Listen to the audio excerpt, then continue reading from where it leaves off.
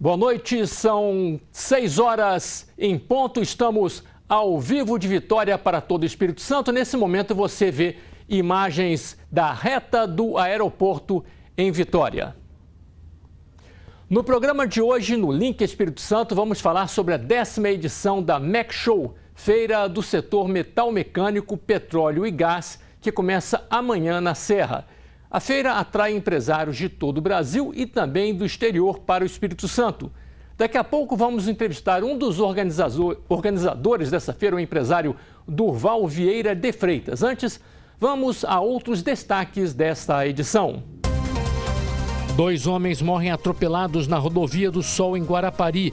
Ministério do Planejamento transfere gestão das praias para as prefeituras e a situação dos quiosques de Camburi deve mudar. Pesquisa revela que o Brasil pode viver um surto de febre amarela urbana. Veja também as notícias de todas as regiões do estado.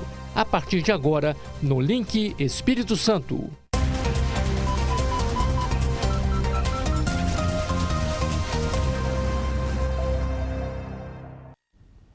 Na enquete de hoje, vamos falar de geração de empregos. Segundo o Ministério do Trabalho, o primeiro semestre desse ano, informação nova de hoje, foi o melhor primeiro semestre desde 2014, com um saldo positivo na comparação entre contratações e demissões. O saldo foi de 67 mil novos empregos.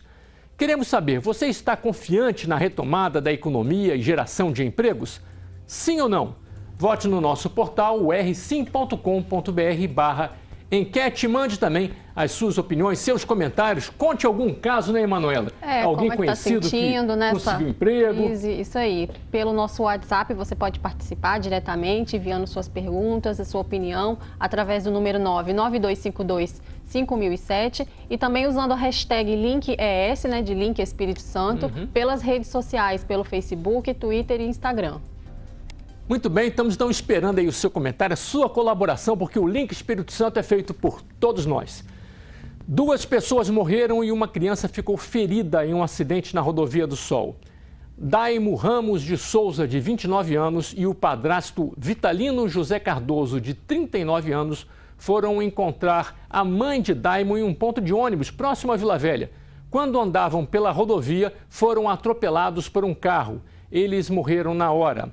A criança que estava no colo da avó também foi atingida. O motorista do veículo, Rogério Assis, admitiu que havia bebido antes de dirigir. Foi autuado por homicídio culposo e levado para o centro de triagem de Viana. O Ministério do Planejamento publicou uma portaria que transfere a gestão das praias para as prefeituras. Finalmente saiu aquele documento. E a situação dos quiosques de Camburi deve mudar. O município já planeja uma nova licitação e a redução dos valores dos aluguéis. Uma orla de cartão postal e quiosques de fazer vergonha. São 7 na praia de Camburi, em Vitória, mas apenas 2 estão funcionando. Um dos motivos de tanto abandono é o valor do aluguel, que passa dos R$12 mil por mês. Cada quiosque custou mais de R$1 milhão. E tudo isso deixa os capixabas indignados. Por que não abaixa um pouco o aluguel disso para poder o turismo aumentar na nossa cidade? Eu, por exemplo, tenho família que vem de fora, vem para cá, chega na praia aqui, fica desmotivado de andar no calçadão da praia. Por quê? Porque não tem como tomar um negocinho, não tem como tomar uma água de coco, entendeu? Então, é um desperdício realmente. Mas, ao que tudo indica, esta situação vai mudar. É que uma portaria do Ministério do Planejamento transfere para os municípios a instalação e a gestão de concessões comerciais nas praias. Cabe ao município decidir se quer ou não aderir. A Secretaria de Patrimônio da União tem até 30 dias após o recebimento dos requerimentos das prefeituras para analisar os pedidos. Se forem aceitos, os termos de adesão serão publicados no Diário Oficial da União e terão vigência de 20 anos. Simplifica o procedimento, não há necessidade de pedir autorização à SPU sempre que a gente quiser fazer alguma coisa na praia. Então, há já um plano de gestão que será o norte para todas as ações, mas que essas ações poderão acontecer de forma muito mais facilitada. Essa é a grande vantagem dessa publicação feita pela Secretaria de Patrimônio da União, que Vitória vai aderir. A Prefeitura vai abrir um processo de licitação para a ocupação dos quiosques. Terá que haver disputa, as pessoas interessadas participarão de licitações para a ocupação e oferta dos serviços que esses espaços possibilitam. Os valores para, por exemplo, o quiosque em Camburi serão bem menores, então isso será um fator de estímulo ao turismo, à gastronomia, à atividade recreativa na praia também. A notícia agradou o proprietário deste quiosque, mas depois de todos os investimentos que já fez no local, ele espera continuar aqui, mesmo se uma nova licitação for aberta. Que ela faça um termo aditivo, o prefeito tem capacidade para isso, entendeu? Tendo em vista que já vai ficar sobre a resolução dele. E olha aqueles que estão precisando trabalhar, entendeu? Por exemplo, eu estou com 5 fechado, mas já está com uma obra pronta lá embaixo. Recebi a notícia que a prefeitura iria tomá-lo. Muito bem, qual o incentivo que eu tenho de investir hoje para reabri-lo? Nenhum. Abro hoje, fecho daqui a 1 mês, 2 meses, então é complicado isso. Quem frequenta a praia de Camburi parece ter gostado da novidade. Isso vai ampliar mais o conhecimento da nossa cidade, também as paisagens turísticas, né? Porque pode ser, então, estimulado o turismo nessa região. Acredito que vai chamar talvez um novo olhar, né? Ou até um olhar que já existe, mas a gente, na verdade, ainda não tem tido essa oportunidade. Agora, tudo respeitando o entorno, os moradores, para não criar conflito, mas eu acho que vai somar, sim. É o que a população espera, né? No próximo bloco, vamos falar de economia e da 10ª edição de um evento que traz o Brasil e o mundo para o Espírito Santo, a MEC Show. Agora são 6h07 e as imagens ao vivo são da Ponte da Passagem, em Vitória. Link Espírito Santo, ligado em você.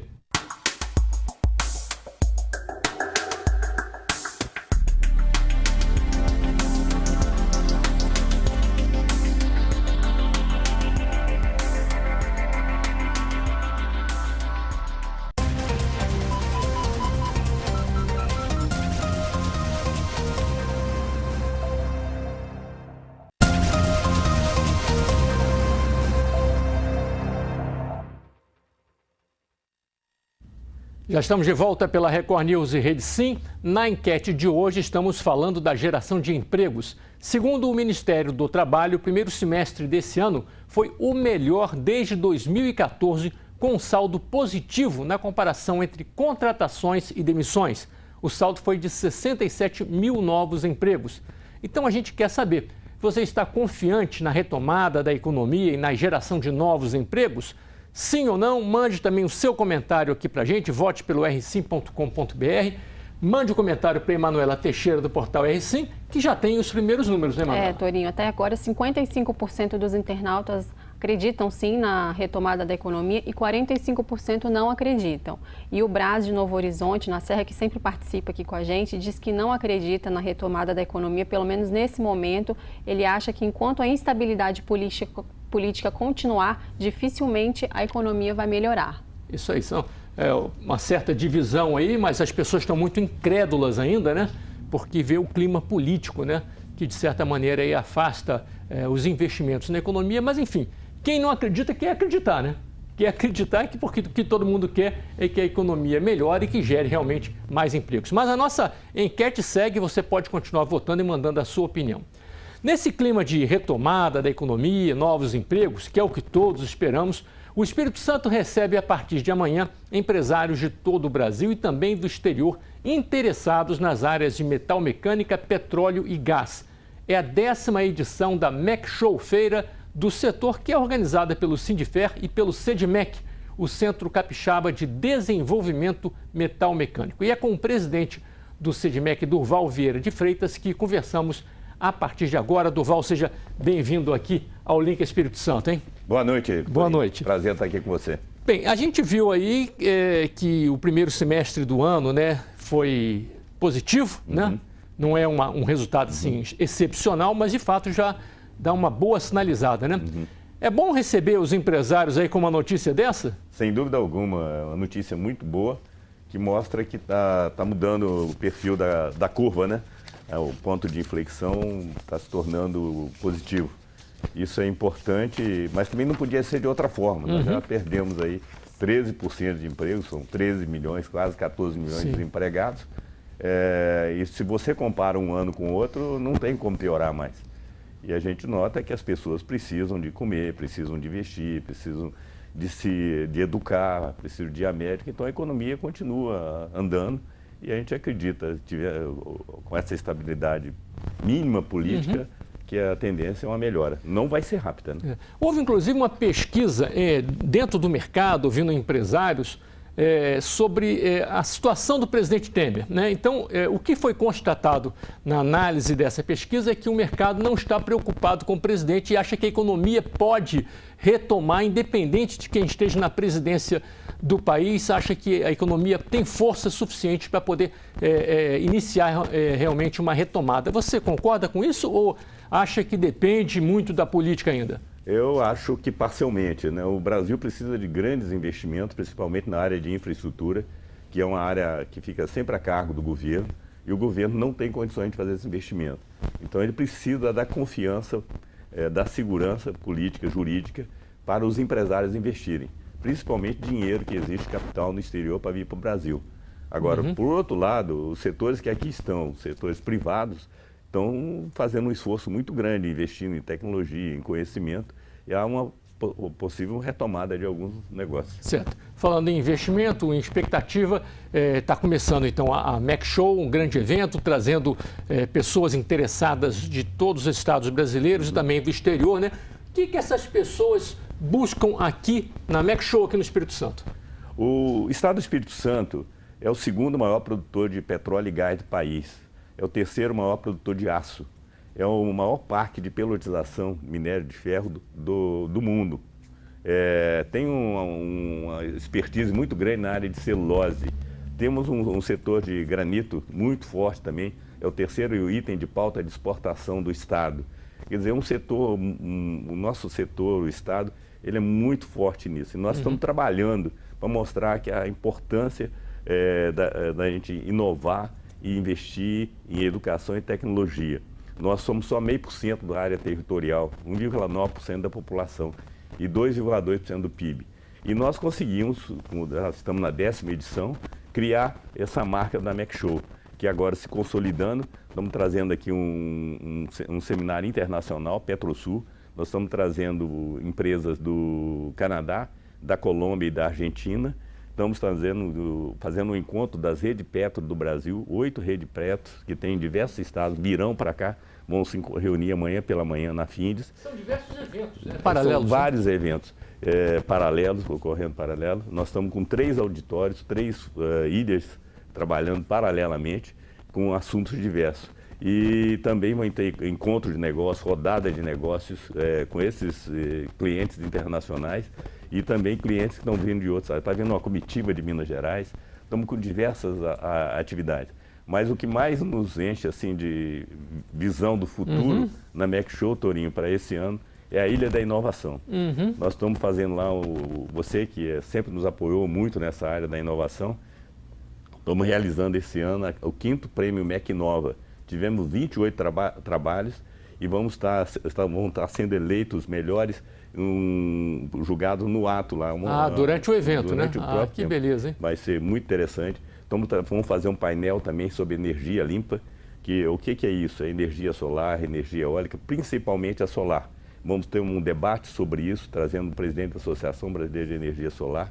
Vamos fazer um painel sobre manutenção industrial, onde é um setor que o Espírito Santo é muito forte. Então as pessoas estão vindo para cá para conhecer essa expertise nossa. Vamos fazer um painel também sobre competitividade e produtividade envolvendo a ArcelorMittal Tubarão, a Vale, a Fibria e Jurong. Sobre Jurong eu tenho falado sempre que posso da importância desse estaleiro aqui para o Estado. Esse estaleiro, nós tivemos em Singapura, ele é mais bem instalado que os estaleiros lá de Singapura. Ele é super moderno, com instalações, e nós conhecemos pouco. E, paralelamente à feira, a gente realiza visitas. Os empresários vêm para cá para conhecer a Vale, conhecer a ArcelorMittal, depois vão conhecer Jurong e também, pela primeira vez, conhecer a Petrobras. Nós temos aqui o segundo maior polo produtor de petróleo e gás, ninguém sabe o que a Petrobras faz aqui. Está fazendo o que faz e quais são as oportunidades que ela gera também. E ela né? tem, dentro aqui do prédio, ela tem um centro de operações, onde ela controla toda a produção no estado, o que está se passando.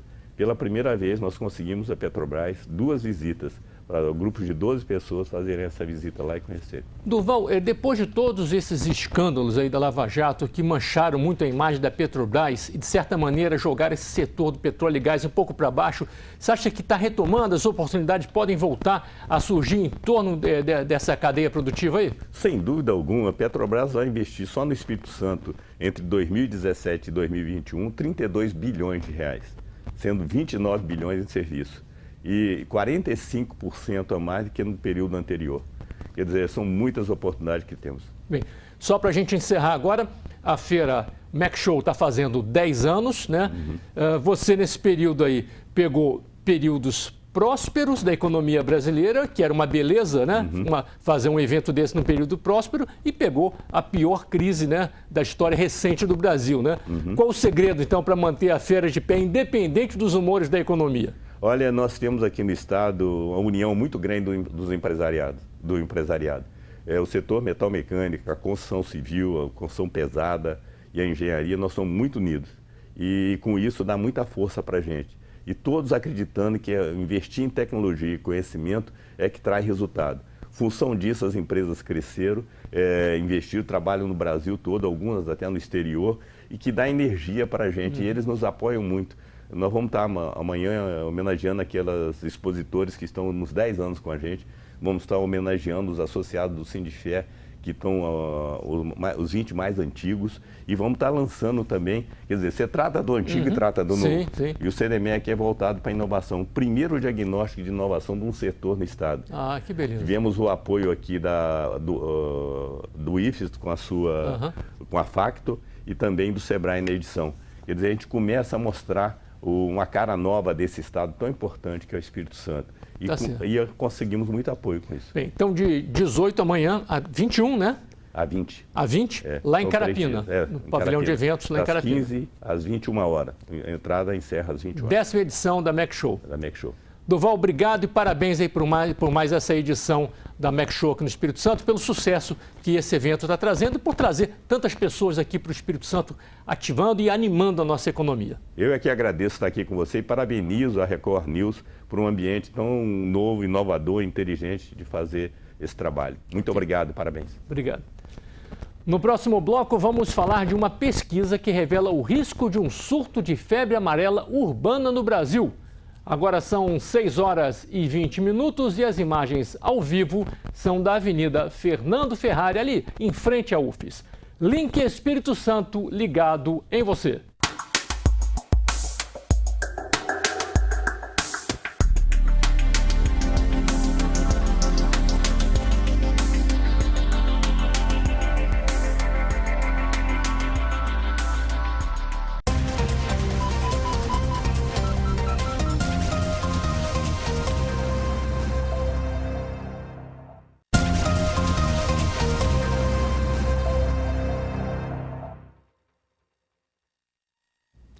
Link Espírito Santo de volta e temos agora o resultado da nossa enquete que perguntou hoje: você está confiante na retomada da economia e geração de empregos? Quem tem a resposta é Manuela Teixeira. Torinho, até agora 60%, né, fechando a enquete, 60% dos internautas acreditam sim na retomada da economia e 40% não acreditam. Que mostra aí que a turma está começando a animar. Está mais otimista, né? Mais otimista aí com essa nossa pergunta, com a expectativa diante do crescimento da economia e com as oportunidades de emprego voltando, né? Ninguém está satisfeito com essa situação, quase 14 milhões de desempregados no país. O aumento do número de casos de febre amarela silvestre em 2017, esse ano, despertou a atenção das autoridades em saúde em todo o país. E uma pesquisa mostra que o Brasil pode viver um surto de febre amarela urbana, o que seria ainda mais grave. As informações com o repórter Luiz Ardini. Boa noite. No início deste mês, o Instituto Oswaldo Cruz do Rio de Janeiro publicou uma pesquisa sobre a possível transmissão da febre amarela urbana aqui no Brasil. Sobre este assunto, nós vamos conversar com o professor Aloísio Falquetto, aqui da Universidade Federal do Espírito Santo, que conduz uma pesquisa sobre a transmissão da febre amarela. Professor, realmente existe a possibilidade de que a febre amarela urbana volte a se tornar uma preocupação para a população? Sim, boa noite, Luiz. Realmente, a febre amarela urbana, ela ganhou evidência no início do século passado e foi a razão porque Oswaldo Cruz iniciou a campanha de combate ao Aedes aegypti, que é o transmissor urbano da febre amarela. Então, na época, eram epidemias devastadoras, principalmente em Rio de Janeiro, Salvador e Santos. E com o desenrolar da campanha, a febre amarela foi erradicada e o último surto foi em 1942, na cidade de Rio Branco, né, capital do Acre. Professor, como é que foi conduzida essa pesquisa? Para as pessoas que estão em casa, que possam entender de uma maneira mais clara, eles reproduziram uma situação que acontece na natureza de maneira natural, né? Dr. Ricardo Lourenço, que é o pesquisador responsável, inclusive é meu colega de mestrado na pós-graduação, ele tomou várias amostras do mosquito em várias regiões da América, do mosquito Aedes aegypti, e infectou experimentalmente em laboratório. Isso, de certa forma, reproduz o que acontece ali na natureza, nas áreas urbanas onde o mosquito vive normalmente. E assim ele conseguiu, então, infectar numa proporção bastante elevada esses mosquitos criados em laboratório. Professor, a pesquisa identificou também que o mosquito Aedes aegypti, ele tem uma possibilidade, ele tem uma chance muito grande de transmitir a febre amarela urbana. Essa é uma preocupação, já que nós temos o mosquito Aedes aegypti nas grandes cidades do Brasil, do país? Sim, o mosquito ele foi erradicado em uma época, em 1955, mas voltou em 1975. E hoje ocupa todas as capitais brasileiras, todas as grandes cidades, na verdade. Então, é uma preocupação, sim, que retorne a febre amarela urbana. Agora, nós temos, por exemplo, na África, nós temos febre amarela urbanizada nos últimos anos. Em Angola, outros países, mas lá, o que nós chamamos de infestação predial, o índice de infestação predial é muito elevado. Ele vai de 15% a 40% das casas têm focos de Aedes aegypti. Aqui no Brasil, raramente nós chegamos a 5% de infestação predial, que seria, vamos dizer, um nível crítico. Quando nós ultrapassamos esse índice, 5% das casas com focos de Aedes aegypti, então ali já é uma ameaça real. Realmente é a iminência de um surto se o vírus for trazido para a cidade. Agora, professor, de que maneira essa pesquisa pode ajudar os cientistas, os pesquisadores a entenderem o ciclo de transmissão dessa doença que preocupa ainda, né, muitos brasileiros? A pesquisa em si, ela veio comprovar o que aconteceu no passado, que realmente o Aedes aegypti é um transmissor eficiente, agora depende de uma população elevada, né? E isso orienta no sentido de os gestores públicos manterem a população de Aedes aegypti em níveis baixos, com menos de 5% de infestação predial, que aí o risco se torna pequeno para a disseminação do vírus da febre amarela urbana. Professor, a imunização também é importante? Estar vacinado é também um fator que ajuda a controlar a transmissão da doença? Sim, é fundamental, porque ela estava mais restrita à Amazônia, na forma silvestre, e a partir do ano passado o vírus foi introduzido, por exemplo, aqui na Mata Atlântica, veio para o litoral, onde existem as grandes concentrações populacionais. Veio como febre amarela silvestre, que nós estamos estudando o ciclo silvestre, que é bem diferenciado. São mosquitos que ficam dentro da mata, não saem daí. Mas se alguém entrar na mata sem tomar a vacina e trouxer o vírus para a cidade, então pode introduzir o vírus na cidade onde existe o transmissor urbano, o Aedes aegypti. Então essa vacinação em massa aqui é fundamental no momento que aí a pessoa estando imunizada não corre o risco de trazer o vírus para a cidade. Ok, professor, muito obrigado pelas informações. Nós voltamos ao estúdio. Obrigado, Luiz. E agora outras notícias do dia, dessa segunda-feira, agora pela internet. Vamos lá, Emanuela? Pois é, Torinho, hoje uma casa de leilões da Inglaterra anunciou que o álbum do cantor e compositor John Lennon, o álbum que ele autografou para o fã que o assassinou em 1980, foi colocado à venda pelo valor de $1,5 milhão de dólares, o equivalente a quase 5 milhões de reais. Exatamente, o disco com as impressões digitais do assassino se tornou uma das provas do crime e muitos fãs milionários de John Lennon já estão de olho nesse disco. A notícia completa está lá no portal R5.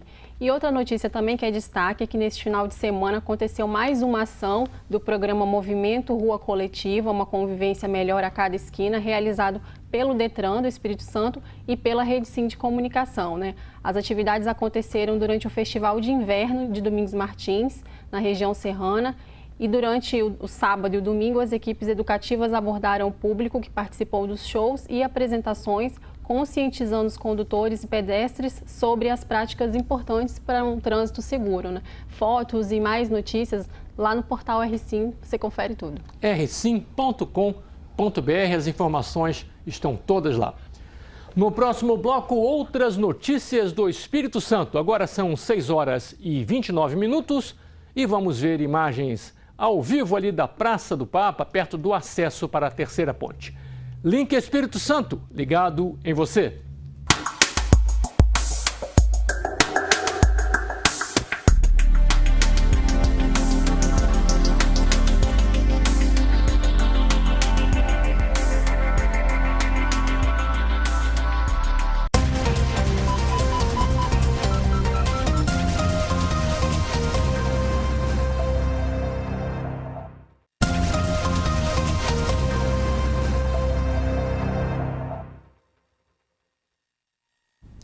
Link Espírito Santo de volta pela Record News e Rede Sim. E agora é hora de dar aquele giro por todo o estado para saber como a semana começou em todas as regiões.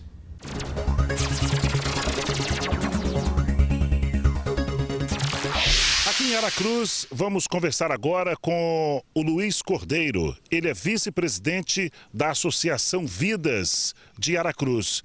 Luiz Cordeiro, como surgiu a Associação Vidas e qual o seu principal objetivo? A Associação Vidas surgiu da iniciativa de alguns empresários, com destaque para o Ettore Cavalieri, que é o nosso presidente, de reunir alguns empresários e a gente mobilizar a sociedade de Aracruz em prol das entidades que prestam serviços humanitários, entre elas o Hospital São Camilo, o Recanto do Ancião, a PAI, dentre outras. Priorizamos o Hospital Maternidade São Camilo, que é aquele ente que mais precisava da gente no momento inicial. E parece que depois do grande sucesso com o Hospital São Camilo, aconteceu também o surgimento da Associação Vida Linhares. Conta um pouco pra gente. A Associação Vidas Aracruz, ela está entrando no seu 3º ano, é uma entidade muito recente ainda, e o objetivo principal é a gente angariar recurso através de grandes eventos para a gente aplicar na reestruturação dessas entidades, com destaque para o Hospital São Camilo em Aracruz. Dessa iniciativa, nós nos mobilizamos junto com a Sociedade Organizada de Linhares e foi criada também a Associação Vidas em Linhares, que também está trabalhando de maneira similar para apoiar a reestruturação do Hospital Rio Doce. Gostaria que o senhor falasse um pouco agora sobre a Expo Agrovidas, que vai acontecer aqui em Aracruz de 3 a 6 de agosto. Uma grande programação e, pelo que a gente observa aqui no Parque de Eventos, a coisa está andando, né?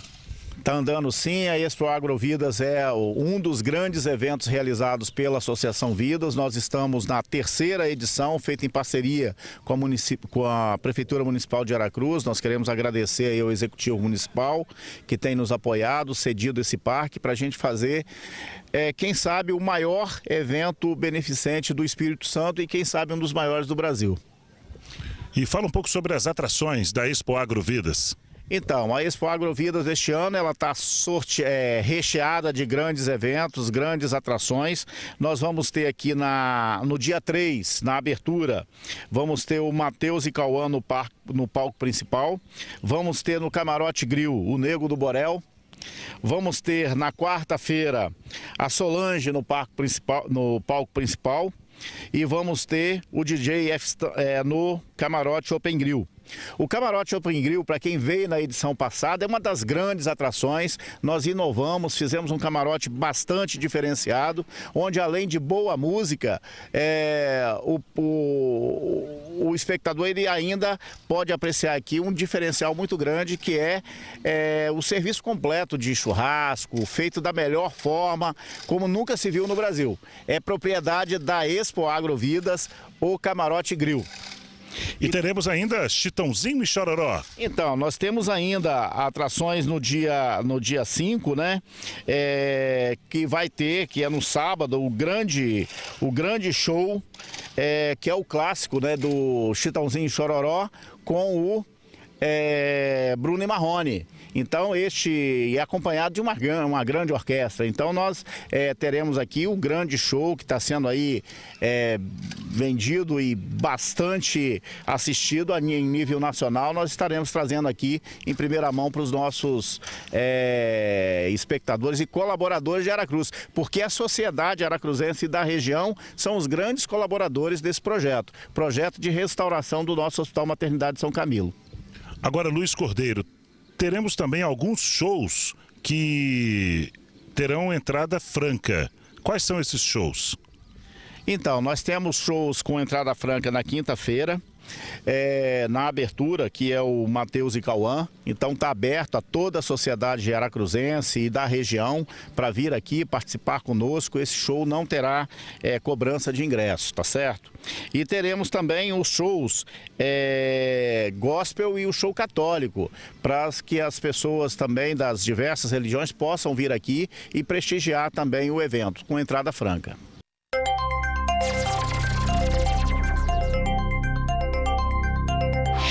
Boa noite a você ligado aqui no Link Espírito Santo. Bom, nosso convidado de hoje está residindo nos Estados Unidos há vários anos. É de Cachoeiro de Itapemirim e é convidado para falar sobre finanças no mundo globalizado a empresários e empreendedores. Leonardo Madureira, boa noite, obrigado pela sua presença aqui no Link. Vamos falar um pouco da sua experiência fora do Brasil, né? Você leciona, dá aulas e pesquisa também sobre finanças. Como é que é o seu dia a dia fora do Brasil? Eu fui para os Estados Unidos em 99, quando fui pegar meu doutorado em finanças, e depois desde então, eu tenho sido professor na Case Western Reserve University. A gente dá aula de finanças, que a gente prepara a pessoa para ir para o mercado de trabalho, mas principalmente a gente faz pesquisa na área financeira, pesquisa que realmente mantém o seu emprego como professor de finanças, né, uma instituição de pesquisa. E parte disso é ter rodar o mundo em conferências para mostrar o seu trabalho. Compartilhando seu conhecimento. Compartilhando conhecimento para os pares, quer dizer, os membros da comunidade acadêmica. Bom, e já rodando o mundo, conhecendo o mundo, crise financeira no mundo. Como é que está essa crise econômica no mundo todo? A crise, esse é um dos assuntos da palestra que eu vim aqui para falar, da crise financeira de 2008, que foi uma crise devastadora, criada nos Estados Unidos, mas depois de alcance mundial, e falar dos aspectos, ou vou dizer, características do sistema financeiro que foram catalisadores da crise, mas também são aspectos que ainda existem hoje e que a gente tem que tomar cuidado para que o problema não se repita de novo. Como é que está a visão do Brasil lá fora, a imagem? O Brasil ainda é a porta de entrada da América Latina. Teria um outro competidor que seria o México, Mas o México está muito próximo dos Estados Unidos, tanto geograficamente como culturalmente. O Brasil ainda é, vamos supor, o líder da América Latina. Então, todos os investidores olham com muito carinho para a economia brasileira, mas, obviamente, devido à instabilidade política, qualquer investimento de porte vai ficar em compasso de espera, não vai acontecer até que tudo isso se resolva. Infelizmente, esse é um fato, não tem como funcionar de forma diferente. Professor, e o governo de Donald Trump, visto por um brasileiro? Essa é uma pergunta muito interessante que todo mundo me faz, sendo estrangeiro nos Estados Unidos. Como isso aconteceu e o que isso significa para a gente? É um do tema também da palestra aqui com o Cicobi Crédito Rochas. A ideia foi mostrar, usando dados do mercado, como o mercado interpretou a eleição do Trump em relação a várias indústrias diferentes. O resultado é estarrecedor. A gente vê, por exemplo, que a indústria financeira, por exemplo, teve um aumento de valor imediato após a eleição. A indústria de energia, mas, por exemplo, a indústria de energia renovável, energia eólica e solar, teve uma queda acentuada com a eleição, e que certamente era o mercado antecipando as políticas que o Trump deve implementar. Mesma coisa com o comércio mundial, a gente vê que houve uma queda no câmbio mexicano, também no câmbio brasileiro, talvez antecipando que os Estados Unidos vai sair um pouco da arena do comércio mundial, e com isso, obviamente, o México deve sofrer muito, e também o Brasil deve sofrer um pouco. Bom, eu ia falar aqui no Brasil sobre indústria, agronegócio e prestação de serviços. Qual a bola da vez? Qual seria, de repente, aí, o potencial do Brasil para dar uma respirada? O Brasil é um termo meio gasto, mas ainda é o celeiro do mundo. A agropecuária ainda sustenta o Brasil. A gente gostaria de ver mais do que isso, porque a agropecuária é uma commodity, então você sofre as intempéries no mercado mundial, você não tem muito controle sobre o preço e não tem muito markup em relação à sua produção. A gente gostaria de ver mais o Brasil produzindo produtos acabados e não produtos primários. Mas o setor de rochas ornamentais, então, tem O setor de rochas ornamentais seria um exemplo, né? Eu gostaria de vender mais rochas ornamentais e menos blocos. Então, vamos pensar dessa forma. Outro exemplo, eu gostaria de ver mais Embraers e menos vender trigo, por exemplo. Mas isso não é dizer que a gente não deve ter indústria agropecuária. O Brasil deve explorar o fato que tem uma área enorme, propícia ao desenvolvimento da agropecuária, coisa que você não vê em nenhum outro país lá fora. Professor, encerrando o nosso bate-papo aqui, o que o senhor pode falar para os cooperados aí, das cooperativas de crédito no Brasil como um todo, sobre o cooperativismo, o associativismo? É também um fortalecimento da economia, uma saída, uma luz no final do túnel? É salutar ver que o cooperativismo está funcionando de forma efetiva no Brasil. Acho que é um contraponto muito forte ao sistema financeiro de grande porte. Existe a preocupação dos Estados Unidos, deveria ter aqui também, em relação à expressão too big to fail, ou grande demais para quebrar. Se você tem um banco muito grande, obviamente o governo não vai deixar o banco quebrar, então existe um subsídio implícito ao grande banco. E, de certa forma, um banco grande não está tão ligado à economia local como o cooperativismo, quando você tem o dinheiro sendo produzido aqui, sendo utilizado aqui e sendo retornado para a economia local. Não é que o cooperativismo vai atender todas as necessidades do país, mas acho que faz um contraponto muito interessante ao sistema financeiro tradicional. Muito obrigado ao senhor professor, palestrante Leonardo Madureira. Volte sempre aqui no Brasil. Foi um prazer. Tá, joia. Muito obrigado. E daqui de Cachoeiro de Itapemirim, a gente vai para Linhares, no norte do estado, saber as notícias de destaque de hoje.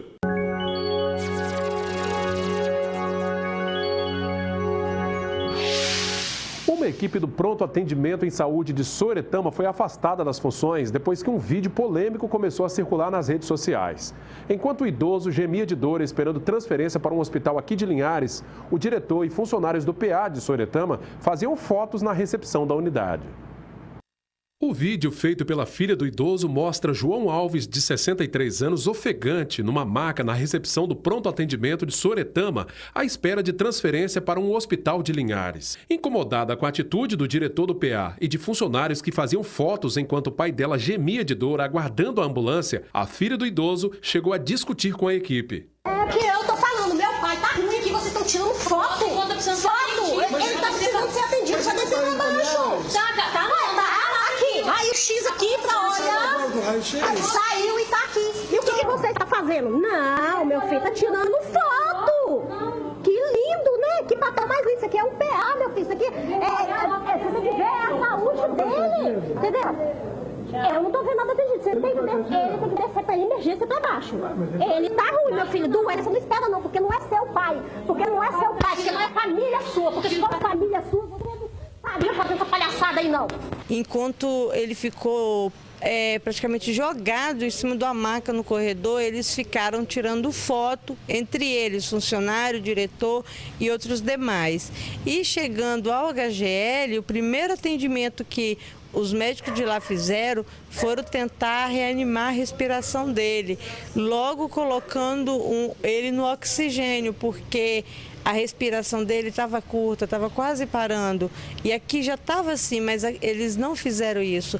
Eles preferiram deixar ele, ignoraram ele para poder tirar foto, para depois colocar no mural de Facebook, para mostrar que o atendimento no PA está bombando. Seu João retornava ao PA depois de uma primeira internação no Hospital Geral de Linhares, onde recebeu alta após uma melhora. Passando mal novamente, ele foi levado para o pronto atendimento durante a manhã e só transferido para o hospital durante a noite. 2 dias depois, o idoso não resistiu e morreu. O prefeito de Sooretama disse o que fez assim que tomou conhecimento dos fatos. Eu tomei conhecimento desse caso ontem, por volta de 11 horas. Após tomar conhecimento, fui para a unidade de saúde, levantei toda a documentação, toda a ficha médica do paciente, né, e pude perceber e ter a certeza que o município não foi omisso quanto ao atendimento, né. Teve todos os procedimentos médicos adotados, foram, né, executados, e o paciente foi submetido ao exame de raio-x. E quando foi revelado esse raio-x, o médico teve a necessidade de pedir a transferência desse paciente para o hospital HGL. Enquanto se fazia a transferência, né, aguardava-se a ambulância, colocaram esse paciente no corredor. E naquele momento, o diretor, juntamente com a equipe, teve um ato lá de ir fazer uma sessão de fazer aquela foto, né? Então, assim, foi um ato, né, que eu não compactuei com ele. Tenho certeza que o município não será omisso. Nós estamos, né, já pedimos afastamento do diretor até que se apure o caso, porque nós vamos dar uma resposta assim à sociedade. Mas em nenhum momento houve omissão, né, no atendimento ao cidadão. Segundo o prefeito, uma sindicância foi aberta para apurar a conduta dos servidores. O município está tomando as providências cabíveis, nós estamos, né, empenhados. Trabalhei ontem à tarde todinha, reunião com o secretário, reunião com o diretor do PA, reunião com os médicos, né, porque esse caso vai ser apurado. Eu não aceito, eu não compactuo com essa questão que foi feito pelo servidor e já foi aberto um processo administrativo contra a equipe. Bom, além dessa sindicância, o caso também foi levado para a Polícia Civil, que está investigando e deverá ouvir os envolvidos neste caso. 6 bairros de Linhares ficaram sem abastecimento de água nesta segunda-feira, após o rompimento de uma adutora. Por causa do rompimento da adutora, moradores dos bairros Novo Horizonte, Shell, Interlagos, Araçá, Aviso e José Rodrigues Maciel foram afetados. A suspensão do abastecimento durou toda esta segunda-feira. Uma pista lateral da BR-101 no sentido centro da cidade, na altura do bairro Conceição, foi fechada, o que deixou o trânsito lento no local durante todo o dia. O diretor de operações do SAAI explicou as prováveis causas do rompimento da adutora. São as redes muito antigas, nós temos um município, né? E aqui, assim, nós temos várias raízes, então pode acontecer de uma pressão ou outra e acontecer esse rompimento. Ele é aleatório, ele pode acontecer a qualquer momento e não tem como a gente prever esse rompimento dessas adutoras durante o nosso exercício, né? Durante o dia, né? Então isso ocorre mesmo, isso é normal acontecer. Zércio também explicou que boa parte da tubulação do SAAI de Linhares ainda é de amianto, um material poroso que, submetido à pressão da água e do fluxo de veículos na rodovia, pode se romper com facilidade. O rompimento da adutora aconteceu durante a madrugada e os técnicos do SAAI estão aqui durante todo o dia fazendo o trabalho de recuperação da adutora. A previsão é de que o abastecimento volte ao normal durante a noite, mas os técnicos alertam que a água que vai sair nas torneiras estará com a coloração bastante alterada, o que é muito normal nesses casos. Como nós despressurizamos a rede, aí nós secamos a rede. Com a pressurização posterior, pode ocorrer algumas incrustações que estão dentro da tubulação e pode dar uma coloração, aquela coloração meio escura. Porém, nós vamos fazer o serviço de abertura dos hidrantes para fazer um descarte da água. Esse serviço é normal quando ocorre a quebra da adutora. Porém, pode acontecer ainda de chegar uma água escura. Então, essa água não pode ser consumida, né? Então a gente pede que esse primeiro lote ele seja descartado. A cor escura da água, de acordo com o diretor de operações do SAAI, pode ser explicada pelo acúmulo natural desse resíduo parecido com borra de café que se forma dentro dos tubos. Quando a pressão volta aos canos, esse material se solta, fazendo com que a água saia bastante suja na torneira. Pois é, o abastecimento foi restabelecido no início da noite desta segunda-feira. Daqui de Linhares, a gente segue direto para Colatina com as informações do noroeste do estado.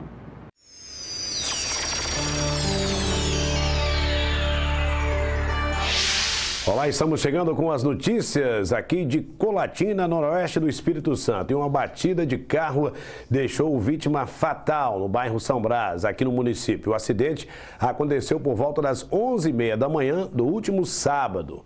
O veículo, conduzido por Adelmar Barbosa de Azevedo, descia um morro que liga os bairros Nossa Senhora Aparecida e São Brás, quando perdeu o controle e colidiu na porta de uma fábrica de roupas. A vítima tinha 71 anos de idade e chegou a ser socorrida pelo Corpo de Bombeiros, mas não resistiu e morreu no pronto-socorro. Não se sabe ainda se o motorista teve um mal súbito ou se o veículo apresentou algum tipo de problema. Bom, e a audácia dos criminosos realmente parece não ter limite. Ontem, em pleno domingo, uma loja no centro de Colatina, mais precisamente na rua Expedicionário Abílio dos Santos, foi arrombada e teve várias mercadorias roubadas. Os proprietários já divulgaram, inclusive, as imagens das câmeras de vídeo monitoramento que flagraram toda a ação do ladrão. Confira os detalhes. O assalto aconteceu no início da tarde deste domingo, por volta de 1h30. Como mostram as imagens, o assaltante primeiro observa a loja. Depois, quebra a fechadura com a ajuda de um objeto até conseguir abrir a porta de vidro. Ele entra discretamente e começa a pegar as mercadorias. E encosta a porta para não chamar a atenção. Ele pega os bonés da prateleira e em seguida vai para o caixa da loja.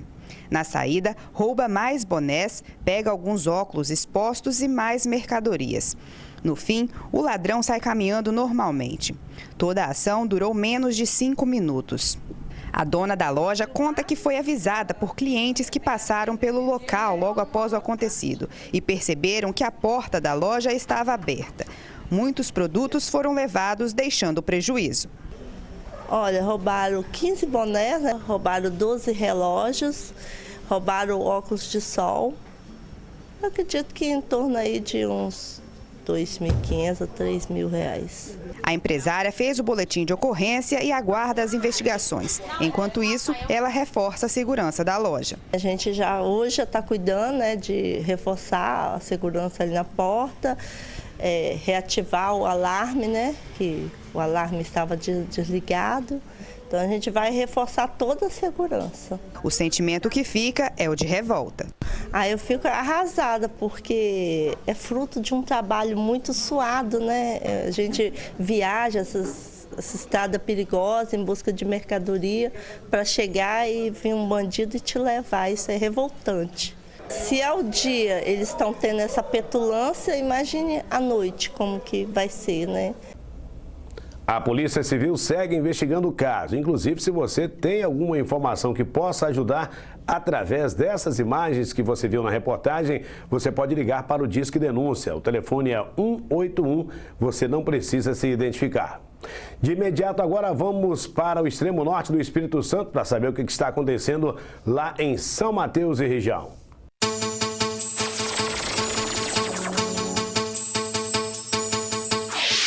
Olá, amigos de casa, boa noite a você do Link Espírito Santo. Olha, uma vela colocada sobre um guarda-roupas por pouco não causou uma tragédia aqui em São Mateus. Acompanhe. Paredes escuras devido à fumaça, rachaduras pelas altas temperaturas e quase uma tragédia no condomínio inaugurado há pouco mais de um ano. O incêndio foi registrado na noite do último sábado aqui em São Mateus. A casa ficou completamente destruída. Nada sobrou. Segundo vizinhos que ajudaram no controle às chamas, uma caixa d'água estourou e praticamente apagou o fogo. Se não tivesse, primeiramente, a mão de Deus, porque quando o fogo pegou na caixa d'água, que foi que ajudou a amenizar um pouco o fogo da casa, porque senão tinha alastrado para os outros pavilhões do lado, que são colados. Ela falou assim, eu botei uma vela acesa em cima do guarda-roupa, e aí quando eu acordei, estava dopada, aí já estava lá de fora, eles me carregaram lá de fora, estava pegando fogo. Alailson e Valdir são vizinhos de parede e também tiveram suas casas condenadas. Um deles chegou a usar um cobertor molhado como proteção no salvamento da moradora, que havia tomado remédios e estava deitada em um sofá. Eu fiz só descer e tirar minhas coisas de dentro de casa, o que deu para tirar um bocado, e um bocado das coisas dela, que não deu para tirar nada, e pegou fogo em tudo. Eu só molhei assim o cobertor para poder nós entrar, para poder tirar ela, porque ela falou que já estava sentindo uma quentura já gostosa, né, pelo fogo, né, do modo dela falando, e ela não sacava de nada, porque ela estava ainda pelo efeito dos remédios que ela estava tomando, né. Já o senhor Valdir disse que não conseguiu ter reação ao ver as chamas. Eu passei mal, e aí fiquei assistindo só o fogo, e eu não podia fazer nada, porque minha idade de 78 anos, aí fiquei parado, mas teve uns amigos lá que começou a ajudar, depois chamaram o corpo bombeiro, estou na rua, não posso tudo instalado lá por dentro, a casa estou vendo a hora de desabar. Os amigos já começaram uma campanha de arrecadação do que a família atingida possa precisar. Queimou tudo, não tem a roupa, a mulher está com a roupa só do corpo, né? Que tinha dentro da casa foi tudo queimado. Né? E está precisando também de ajuda, né? Quem precisar de ajudar, né? Está precisando. Um alerta foi dado para situações envolvendo velas. A orientação que o Corpo de Bombeiros passa é não colocar próximos a locais que tem um material combustível, como cortinas ou em cima de armário. Colocar de preferência em cima de uma mesa, por exemplo, livre de materiais combustíveis, né? De preferência em cima de algum recipiente, um prato, por exemplo, de vidro ou de porcelana, maior que a altura da vela, por exemplo, né? Tem a vela, um prato, né, um pouco maior do que a vela, porque no caso dela cair, ela vai ficar dentro daquele recipiente.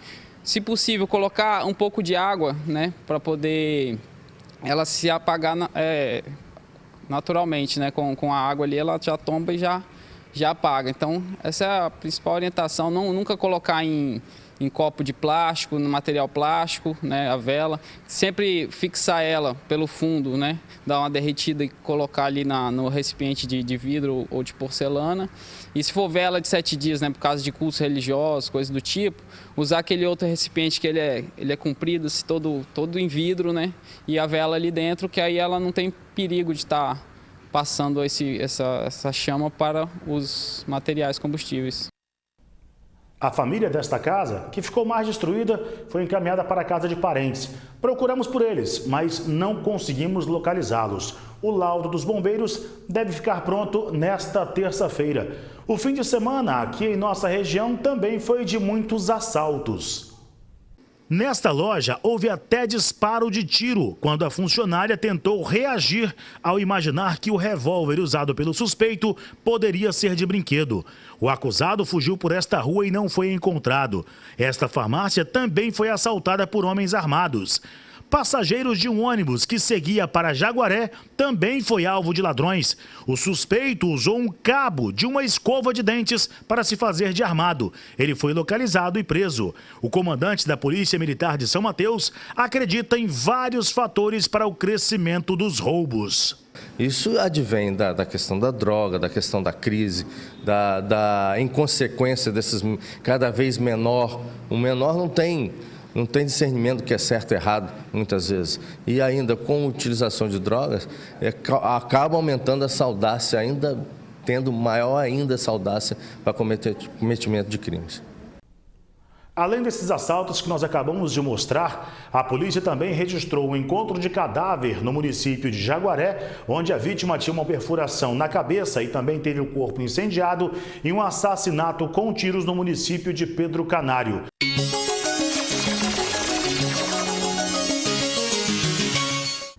Obrigado a todos os nossos colegas da Record News. Com essas informações, o Link Espírito Santo dessa segunda-feira está terminando. Fica agora com a edição nacional do Hora News. Record News, informação para você crescer. Boa noite.